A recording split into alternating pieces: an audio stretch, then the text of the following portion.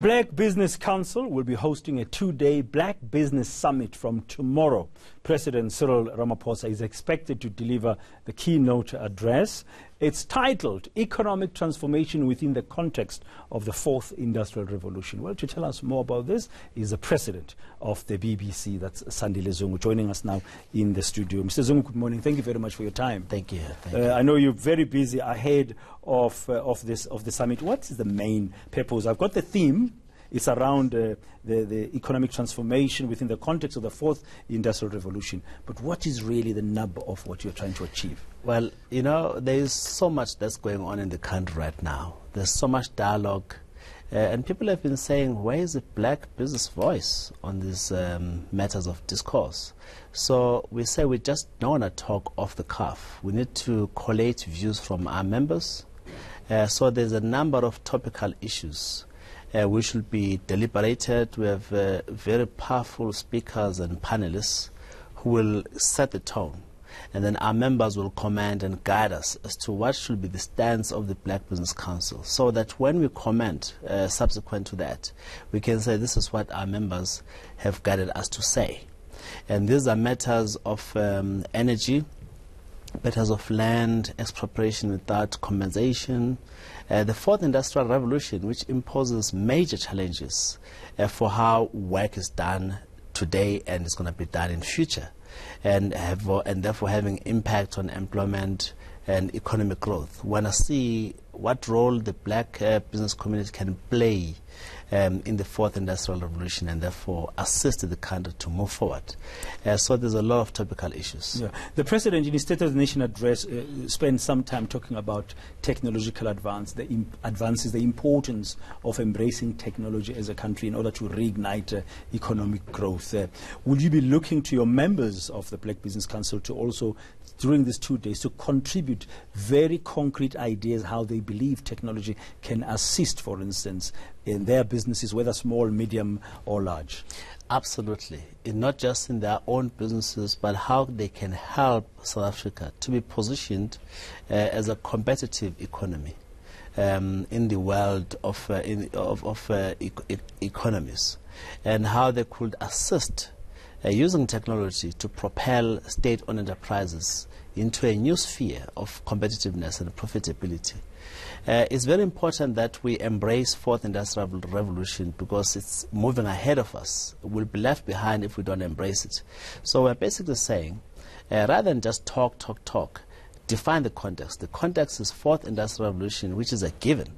And how then do we deal with micro as well as local issues which are pertinent to the South African economy as well as to transformation? Yeah. If you look at stats talking about internet usage in South Africa today, I think it's over 30 million South Africans. I mean, we're about 56, 57 million in terms of population, in terms of stats. So that's a nice bulk of number of people who are already on the online environment. But the bulk of the activity, about 30 million South Africans, are using mobile cell phone. So there's a platform there. So digital is no longer something nice to have. It is actually part of our lives. So it's important to understand how then to reach the market, your consumers, and how to engage with them. Absolutely. We'll be having Minister Stella Ndabeni-Abrahams who will be talking to us, because she is thrust to lead in this area, and the portfolio is at the center of this area. So we'll be guided by what does that department hope to do to prepare South Africa for a role in Fourth Industrial Revolution. And given those stats around connectivity, around the penetration of cellular telephony, how then are we poised as small business as well as black business to play a rightful role? I see, besides the president, you also have members of opposition parties. Musi Maimane is expected to be speaking from the DA perspective. The deputy president of the EFF, Floshi Bavu, is on your program.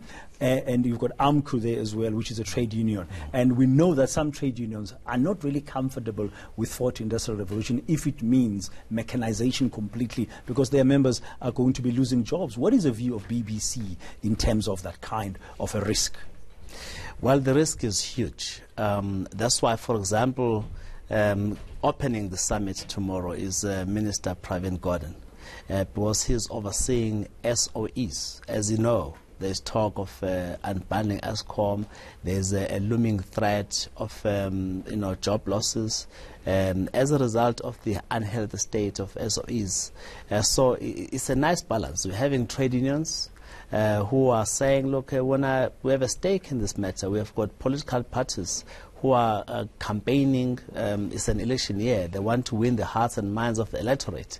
So you have a beautiful combination of speakers who will be contesting in the space. And BBC will be not only watching, but will also be having its own views. So that at the end of the day, we must create jobs, we must preserve jobs, we must grow the economy, and we must remain competitive. It's a whole mix of priorities for South Africa. Okay, it's a 2-day summit. It finishes on Friday. Hopefully afterwards we could engage with you or somebody from the BBC to really find out its outcomes and what you're hoping for now. Because one of the biggest things in South Africa we come together, we have summits, we have dialogues, implementation of action steps can become a problem afterwards. It's an obvious challenge for all of us. So we offer to be available to be interviewed on the outcomes of the summit and what are the practical things we'll do to live up to the promise of that summit. Mr. Zungu, thank you very much. That's Sandile Zungu, President of the Black Business Council, ahead of the Black Business Summit that starts tomorrow in Midrand, and it's a 2-day summit ending on Friday with a delivery of a keynote address by President Cyril Ramaphosa.